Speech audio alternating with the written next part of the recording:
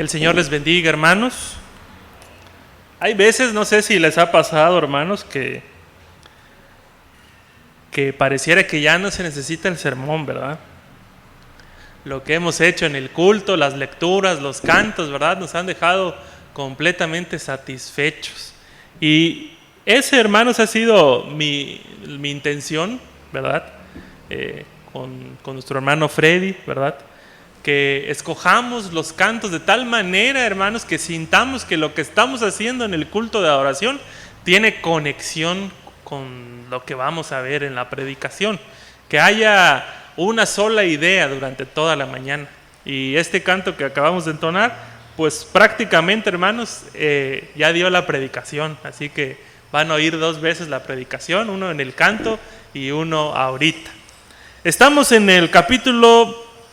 estamos en el Evangelio de Marcos, y estamos siguiendo con esta narrativa del Señor Jesús junto con sus discípulos. Y yo quisiera empezar en esta mañana, hermanos, preguntándoles qué cosa es lo que discute la iglesia el día de hoy. ¿De qué habla? ¿De qué está hablando la iglesia hoy? ¿Qué les suena por ahí? No sé si todos tienen Facebook aquí, hermanos. Los que tengan Facebook y ven sus redes sociales, espero que sigan a algún hermano también, ¿verdad? Y que me digan de qué hablan los hermanos ahora. ¿Por qué? Porque dentro de la iglesia, hermanos, siempre han habido discusiones respecto a ciertas cosas, ¿sí?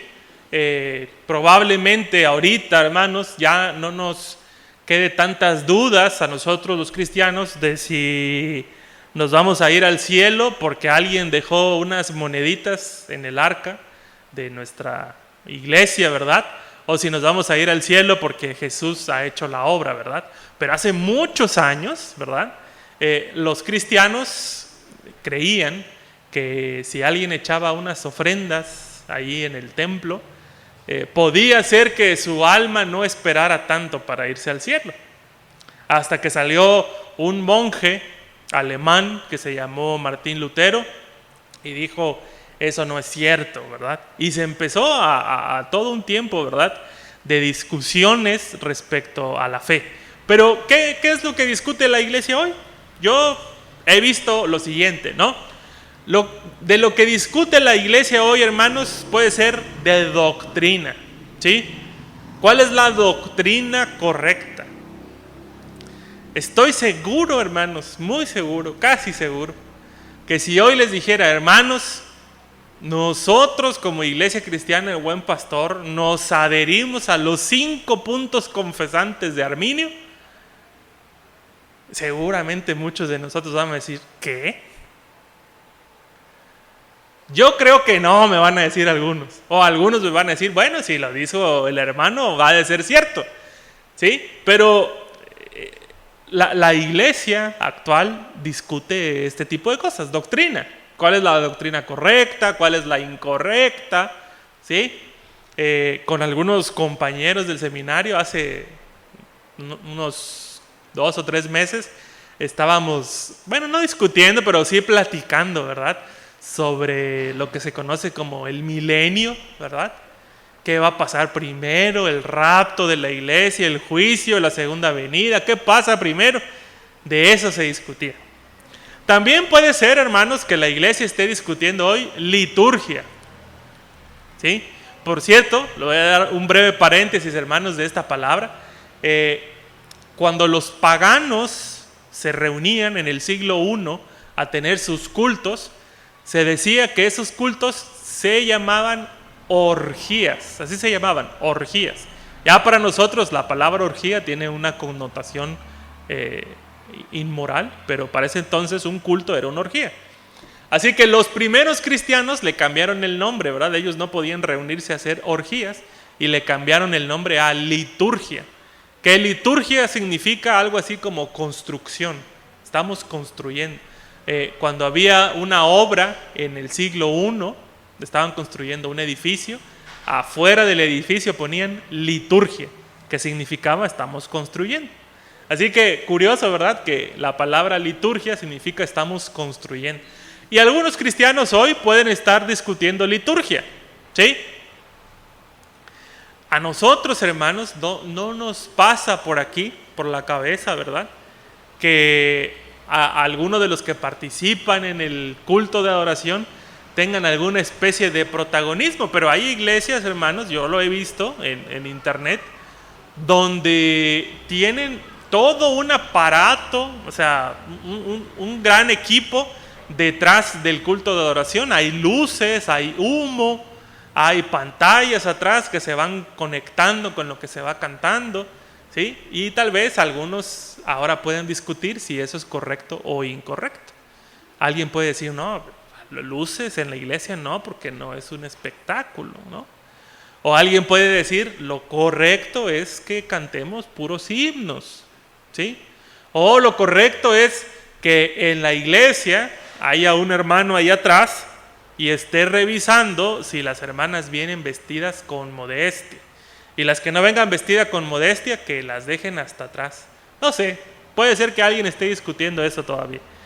También, hermanos, hay personas de la iglesia que pueden estar discutiendo cuestiones morales, ¿sí? Hace poco un conocido, un amigo, pastor, estaba haciendo una campaña para invitar a los hermanos a un curso pro vida, así se llama.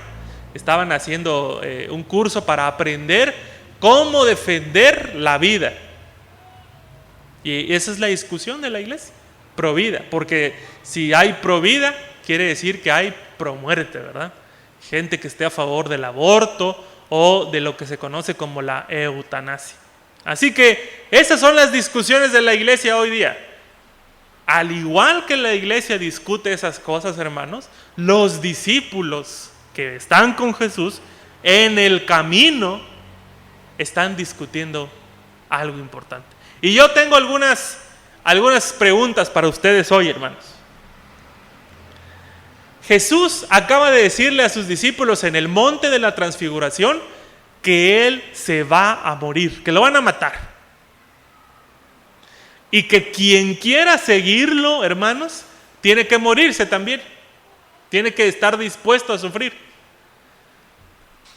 Si Jesús ha dicho eso, hermanos, ¿qué creen ustedes que deberían ir discutiendo los discípulos en el camino? Yo pienso, hermanos, que tal vez si yo fuera discípulo, ¿verdad? Una de las cosas que yo iría discutiendo con mis amigos discípulos sería, ¿quién se va a hacer cargo de nuestra familia si morimos? Yo pensaría, ¿no? O tal vez pensaría, ¿a dónde nos vamos a esconder si vienen a perseguirnos? Pero fíjense, hermanos, lo que está pasando en este relato. Ya dicho esto, ahora quiero que con esa idea vayan ustedes a ver lo que está pasando en el relato. Es Marcos 9, del versículo 33 en adelante. Dice el texto: llegando a Capernaum, cuando ya estaban en la casa, Jesús les preguntó, ¿qué venían discutiendo en el camino? Así como yo les pregunté ahorita, hermanos, ¿qué discute la iglesia? Ahora les pregunta Jesús a los discípulos, ¿qué venían discutiendo en el camino? Y ellos dice que se quedan callados porque en el camino habían discutido quién sería el más importante entre ellos. ¿Quién sabe, hermanos? ¿Quién sabe qué le ha pasado a los discípulos? No hay que juzgarlos tan duramente cuando vemos este tipo de cosas. Probablemente, tal vez alguno de ellos ha creído que Jesús trae un proyecto especial, y si Jesús ha dicho que tiene que morir, seguramente ellos están haciendo una encuesta, ¿verdad? ¿Quién es el que tiene que tomar el lugar de Jesús? Quiero, hermanos, decirles también que la cultura en la que está hablando el Señor Jesús es una cultura patriarcal, es una cultura de privilegios, y los privilegios son para los varones y son para los varones ancianos. En el contexto en el que está viviendo el Señor Jesús, solo hay 2 edades, hermanos. O eres niño o eres adulto. No hay jóvenes, no hay adolescentes. Y si eres adulto, tienes que entrar a una escala. Si eres un adulto joven, no eres tan importante o tu voz no vale tanto como la de un adulto mayor. Ya no se diga si eres mujer, si eres niña y mujer, no tienes voz ni voto. Para esa cultura tú no existes. En esa cultura, hermanos, es obvio que alguien quiere estar en la punta de la pirámide. ¿Sí? ¿No se les hace conocido esa historia, hermanos? El mundo en el que vivimos quiere estar en la punta de la pirámide. Un amigo que tiene negocios y tiene que estar en estos negocios, en estas reuniones de los comerciantes, dice que un día un gobernador de aquí de Chiapas, no sé si el anterior o uno antes que él, llegó a visitarlos, ¿sí? Y cerca, en esa reunión estaba el gobernador y lo que vendría siendo como el secretario de Economía, ¿no? Y bueno, van a tomar la foto, ¿verdad? Y no sé, hermanos, si ustedes son observadores, pero cuando toman una foto los políticos, vean, hermanos, dónde se pelea la gente por estar. Siempre quiere estar con el mero bueno, ¿no? Así que ahí al lado del gobernador se quería meter el secretario de Economía. Pero cuando el gobernador lo vio, le dijo: ¿tú qué haces aquí? Vete hasta allá, le dijo. Y lo mandó hasta la esquina. Así es el mundo, hermanos. Está buscando cómo estar en el pináculo, en la parte más alta. ¿Cómo puede estar cerca de la persona que tiene más poder e influencia? Le decía a mi esposa que hace algunos meses un taxista me llevó a la casa. Y el taxista me iba contando una historia así, hermanos, miren, ¿quién será conocido para nosotros? Ni Rambo, hermanos, ¿sí? Él era una persona que hacía de todo, hermano. Y me dice: no, yo todos los días voy a la casa del gobernador y me sienta y me conoce. Y yo lo quedaba viendo y decía: ¿será? Pero hay, hermanos, en el mundo una necesidad de ser reconocidos, de tener un privilegio, de decir: yo conozco a... Ahora con las redes sociales, hermanos, vemos que la gente siempre hace esto que le llamamos charolear, ¿verdad? No sabes quién soy, no sabes a quién conozco. Y después resulta, hermanos, que conocen al primo, del hermano, del que es el tercero, ¿verdad? Del secretario, del gobernador, ¿no? Así es lo que pasa. Seguramente no ha cambiado mucho la situación, ¿verdad? Y los discípulos están buscando, a ver, a ti ¿cuántas veces te ha dicho Jesús? Yo pienso, hermanos, que la discusión estaba sencilla. Ha de haber dicho Pedro: a ver, ¿a quiénes llevó Jesús a la transfiguración? Y nomás había 3. Los que no fueron a la transfiguración no participan, decía Pedro. Así que la bolita estaba entre 3. Y no lo pierdan eso de vista, hermanos, porque más adelante, ahorita los vamos a ver. El segundo relato, hermanos, que llama la atención, tiene que ver con lo que dice el versículo 38. Vean, hermanos, vean el versículo 38. Es Juan. Dice Juan: Maestro, vimos a un hombre que expulsaba demonios en tu nombre y se lo impedimos, porque no es de los nuestros. ¿Sí? Otra discusión, hermanos. Ahora la discusión es: ¿quién sí está capacitado para predicar y hablar en el nombre de Jesús? Tiene mucho que ver con lo que les estoy diciendo, hermanos. Los discípulos creen que pueden ellos controlar al Señor Jesús, que ellos pueden tener, hermanos, el control sobre Él, ¿sí? Por eso les decía que vean los personajes que aparecen en esta historia, porque parece ser que el hecho de que 3 discípulos hayan ido al monte de la transfiguración les dio a ellos como cierto estatus entre los 12. Sí, todos somos discípulos, pero aún entre los discípulos hay niveles. Los que fuimos a la transfiguración. Juan, hermanos, no se había mencionado en Marcos hasta ahorita. Y vemos a Juan muy envalentonado, ¿sí? Porque Juan ni siquiera, hermanos, pidió permiso a Jesús de si podía decirle o no. Dice Juan: Vimos a unos que echaban demonios en tu nombre y se lo impedimos. Ya Juan de plano ya tomó él cartas en el asunto. Se lo impedimos, le dijimos que no, porque no es de los nuestros. Así dice Juan, no es de los nuestros. O algunas otras traducciones dicen no nos sigue o no está con nosotros. Hermanos, creo que este relato y el anterior nos tienen que centrar a nosotros como iglesia sobre cuál es nuestro papel dentro del reino. Nosotros no tenemos la exclusividad del reino, hermanos. Tristemente he escuchado a muchas personas decir, es que fulano de tal o fulana de tal no predican sana doctrina. Y por eso la iglesia anda mal, porque no se predica la sana doctrina. O porque no predican lo que tienen que predicar. Predican un evangelio light, dice. ¿Sí? ¿Eso quiere decir, hermanos? ¿Qué quiere decir? Si una persona está diciendo, esos de ahí predican evangelio light, ¿qué está diciendo? Yo predico el verdadero, el pesado. Pero el Señor Jesús, hermanos, está en contra de este tipo de sectarismos, de caudillismos, de creer que tenemos la exclusividad del reino. El hermano Freddy Arreola una vez comentaba, ¿verdad?, que allá en Estados Unidos hay un predicador muy famoso por ser de estos predicadores que salen en la tele y que tiran gente con los sacos y hacen un montón de cosas que para nosotros como cristianos de la iglesia del Buen Pastor no nos parecen correctas. Y dice el hermano que él había siempre opinado sobre este tipo de situaciones y siempre tenía una mala opinión.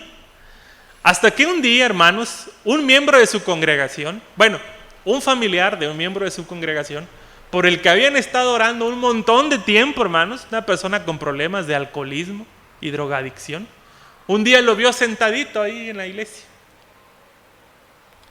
Entonces el hermano Freddy se le acercó, ¿verdad?, y lo saludó, le dijo, ¿cómo está? Y le dijo, bien, ahora soy cristiano. Dice, qué bueno. Y yo pienso, hermanos, fíjense, cómo el Señor nos abre los ojos.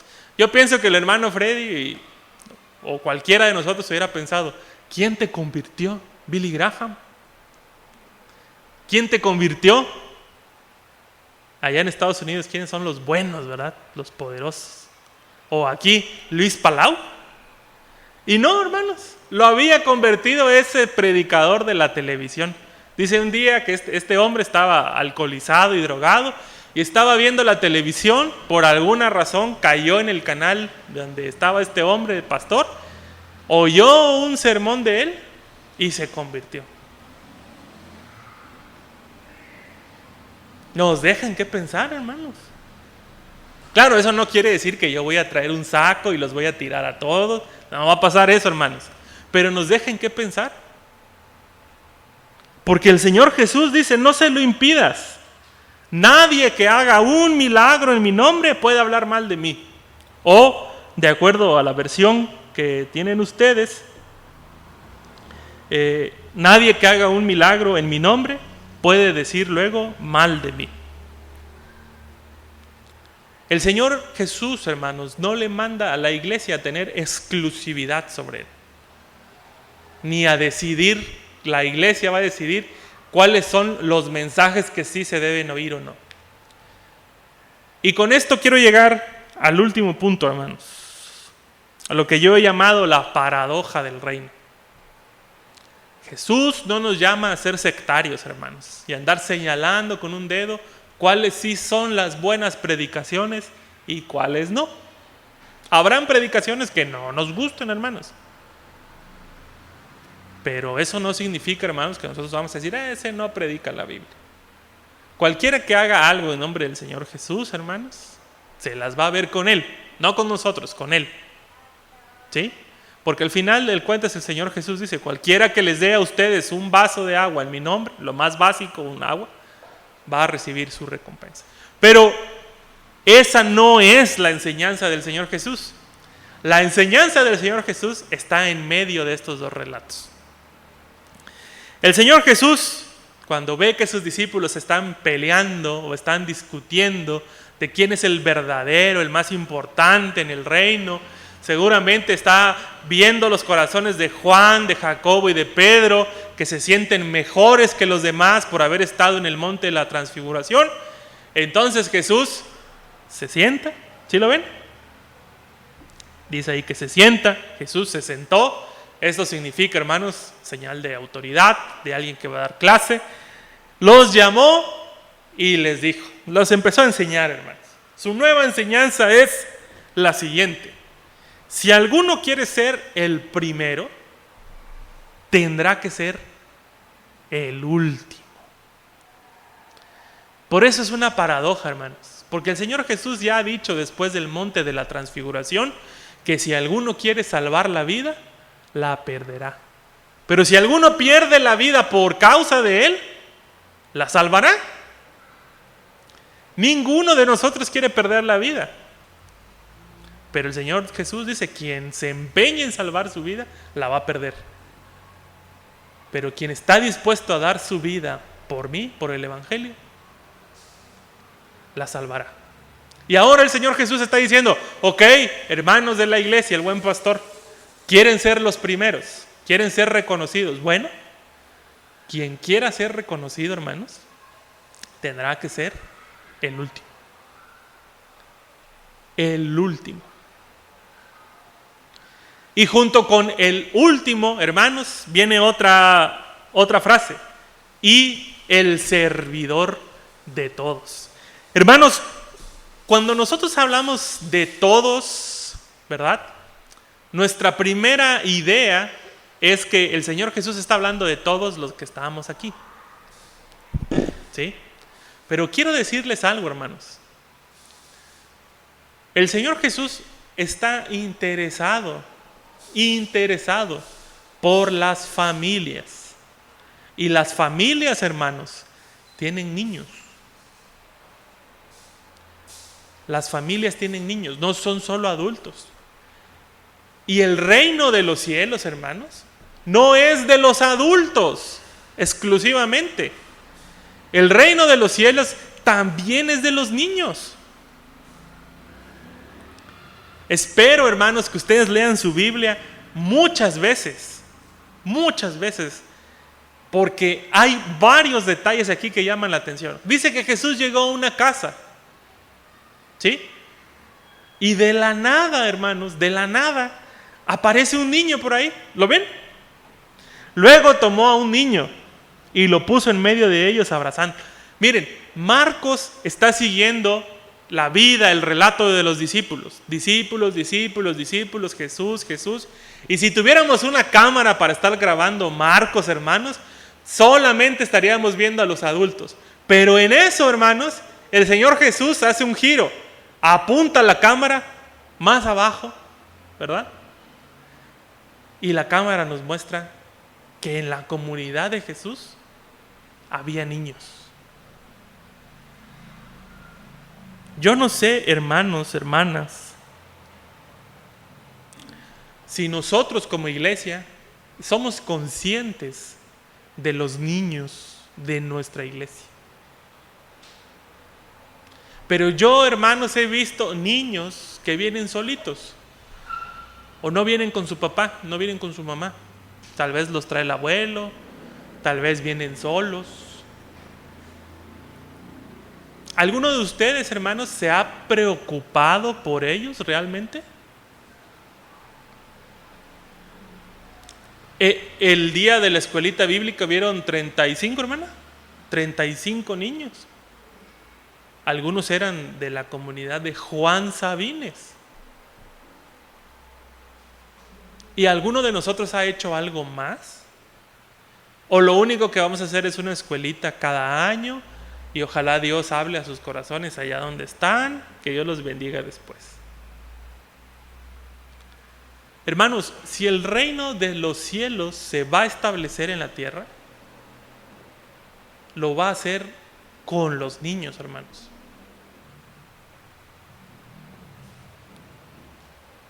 ¿Se han dado cuenta, hermanos, cuán difícil es que un adulto cambie? ¿Se han dado cuenta cuán difícil es que un joven cambie? Los que tienen hijos adolescentes, hermanos, saben, ¿verdad?, que hay un domingo que andan bien y 3 que andan mal, ¿no? 1 que quieren venir y 3 que no. Pero hermanos, los niños son la oportunidad para que el reino de los cielos se establezca. ¿Por qué? Porque son los niños, hermanos, a los que les podemos enseñar desde pequeños cómo se vive la vida en el reino. Y esto es una llamada de atención también para los que somos padres, hermanos. El Señor Jesús agarra a este niño y ¿dónde lo pone, hermanos? Si leyeron bien la lectura de hoy, lo pone en el centro, donde todos quisiéramos estar, ahí en el centro, ahí al lado de Él, como en la foto de los políticos, ahí al lado de Jesús. Y Jesús lo agarra y lo pone en el centro. Y no solamente lo agarra, a ver, ¿qué más dice? 36. Toma un niño, lo puso en medio, ¿y qué dice? Y lo abrazó. No se pierdan los detalles de la palabra de Dios, hermanos. Lo abrazó. Hermanos, si no hay amor por los niños, no sirve el programa. No sirve el programa de trabajar con los niños. Tiene que haber amor por los niños, hermanos. Porque si no, nos convertimos solamente en niñeros, en niñeras expertos, hermanos. Ah, qué bien controla el grupo, el hermano, la hermana. Yo puedo decir, hermanos, de muchas personas que conocí de niños en las escuelitas que hacía mi abuelita Estela. Y ahora, hermanos, sirven al Señor, lo buscan. No están aquí en la iglesia, en esta, pero están en otra.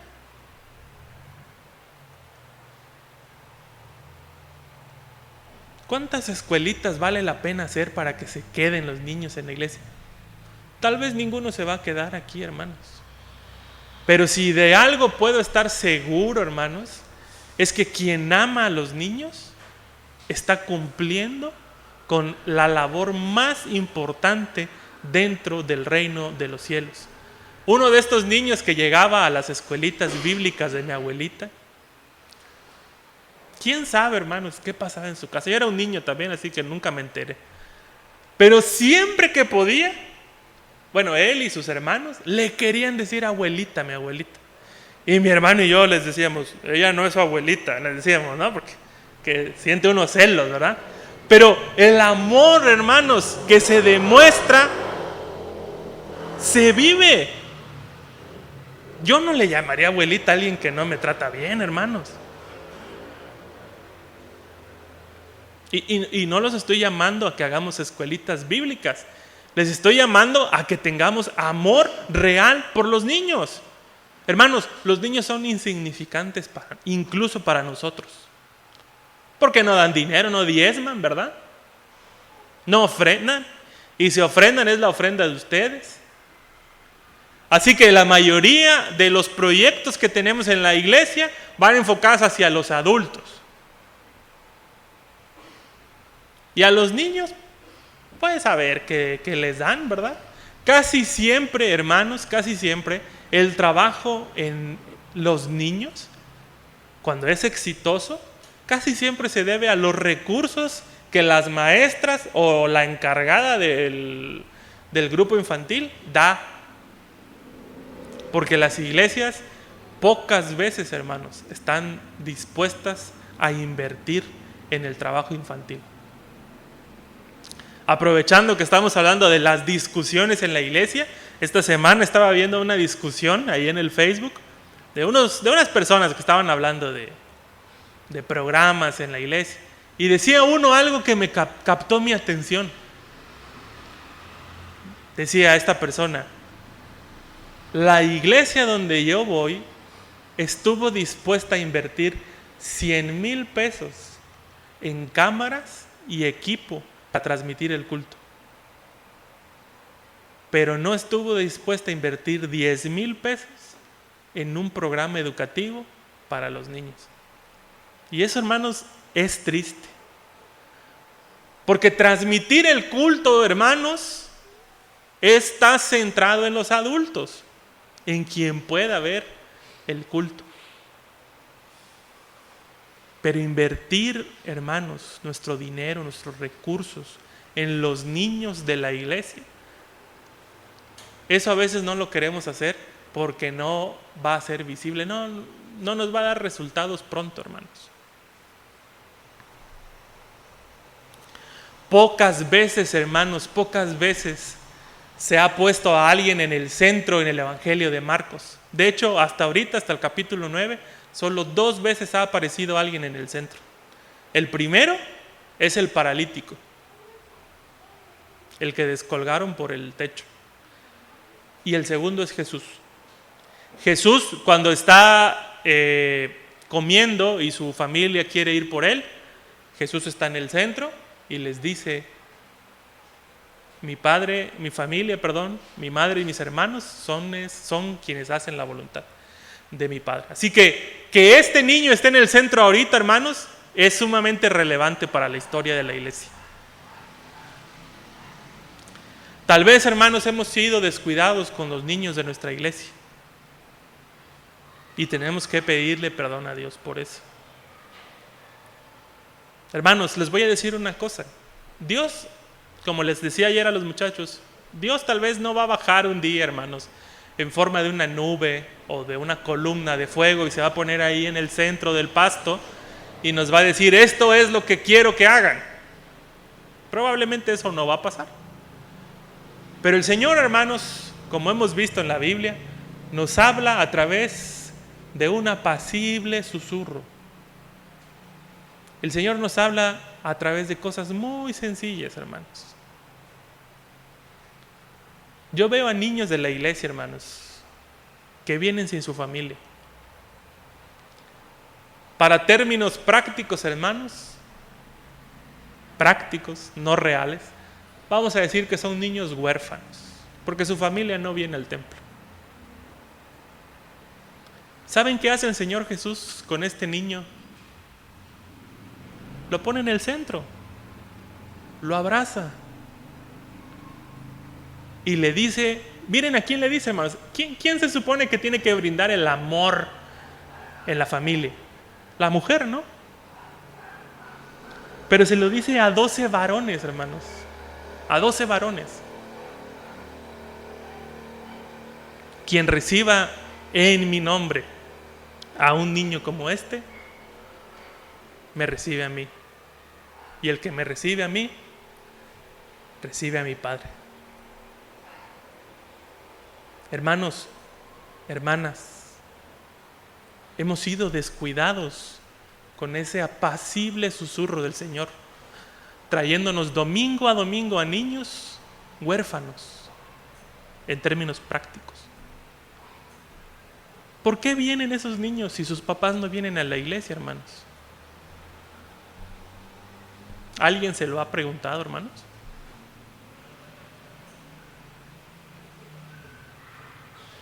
El Señor quiere que los amemos. ¿Quién los puede amar en su casa si les permiten salir? Y si los aman, tal vez los aman de una manera imperfecta, hermanos. A veces cuando las maestras, las hermanas son maestras de niños, a veces creo yo, hermanas y hermanos, que quisiéramos que los niños que vienen aquí todos sean correctitos, ¿verdad? Que se porten bien, que no sean tan traviesos. Y cuando uno se escapa de eso, hermanos, cuando uno no hace lo que nosotros creemos que debe hacer, como que no le tenemos tanto aprecio a ese niño, ¿verdad? Y si viene su mamá por él, mejor, ya que se lo lleve porque es muy travieso. Tenemos que cambiar ese paradigma, hermanos. Muchos niños y niñas no van a conocer el amor nunca, hermanos. Perdón que se los diga, pero nunca lo van a conocer. El único lugar en donde muchos de estos niños que vienen a nosotros, hermanos, el único lugar en donde ellos van a tener una oportunidad de conocer el amor es aquí en la iglesia. Es aquí en la iglesia. No sé, ahorita ya no está la hermana Gaby, pero siento que batalla para conseguir maestros y maestras, por lo que me ha dicho. Y a veces no queremos ser maestro y maestra, una porque no sabemos dar clases y otra porque los niños nos desesperan. Esta semana, hermanos, en la noche ya estaba yo sumamente cansado. Y mi hijito pequeño, como ya lo han visto varias veces, es muy travieso, ¿no? Y desobediente en ocasiones. Entonces, hizo algo incorrecto, hermanos. Y ya lo había yo regañado, entonces me levanté y lo corregí. Pero después, hermanos, mientras lo corregía y le llamaba la atención, el Espíritu Santo me habló claramente y me dijo: tú vas a predicar el domingo de amar a los niños. Y se quebró mi corazón, hermanos. Se quebró mi corazón porque muchas veces, hermanos, creemos que los niños son inferiores a nosotros. Y este niño es mi hijo y se supone que yo lo amo. ¿Cómo le voy a demostrar el amor de Cristo, hermanos, comportándome de una forma violenta y disfrazando esa violencia, hermanos, con corrección? Este no es un mensaje de cómo se corrige a los niños nada más, pero es una manera, hermanos, en la que quiero llamar su atención los que son padres. Sé que tienen la tarea de corregir a sus hijos, hermanos, pero la violencia, hermanos, no es la solución.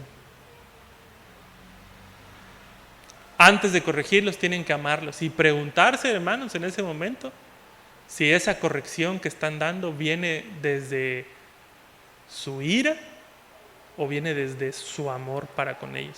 Y muchas veces van a descubrir, hermanos, que únicamente los está motivando la ira. Un problema viejo, hermanos, se ha convertido ahora en un problema reciente. Los niños, hermanos, de tiempos de Jesús eran víctimas de la sociedad y eso no ha cambiado. Los niños hoy también son víctimas de la sociedad. Hay muchos niños que son abusados, hermanos. La iglesia tiene que ser un refugio para estos niños. Es interesante, hermanos, y con esto voy a terminar, es interesante que el Señor Jesús, para dejar clara su enseñanza, haya puesto a un niño en el centro. Antes de esto, el Señor Jesús ha dicho que quien quiera ser el primero tiene que ser el último. Yo les invitaría hoy, hermanos, hoy les invitaría a que tengamos compasión, que tengamos amor por todos, pero principalmente, hermanos, que lo hagamos por los niños. Si tienen familiares, hermanos, niños, invítenlos a la iglesia. Es más fácil que los niños vengan a la iglesia que vengan sus papás o que vengan los jóvenes, los adolescentes. Invítenlos y que la iglesia los reciba con amor, que esté dispuesto a servirles. Servir, hermanos, es parte fundamental de ser un discípulo de Cristo. Pero servir a los niños es la orden máxima que ha dado el Señor Jesús en sus enseñanzas del reino. Yo sé, hermanos, que a veces no nos gusta esto. Yo lo sé. Pero es el Señor Jesús el que lo está diciendo, no soy yo. Yo no soy de la UNICEF ni del DIF para estar defendiendo esto. Estoy diciendo lo que dice la palabra de Dios. Quien recibe a uno de estos niños en mi nombre, me recibe a mí. y el que me recibe a mí, recibe al Padre. ¿Estamos dispuestos a recibir al Señor Jesús aquí? Amén. Vamos a recibir al Señor Jesús, hermanos. El Señor Jesús se expresa en la vida de estos niños y niñas que son indefensos, que no se pueden defender. Tenemos que formar la vida del reino en la vida de estos pequeñines. Vamos a orar, hermanos, y de manera especial le pedí a la hermana Gaby que trajera a los niños. Les invito a que se pongan de pie a la congregación y que vayan pasando los niños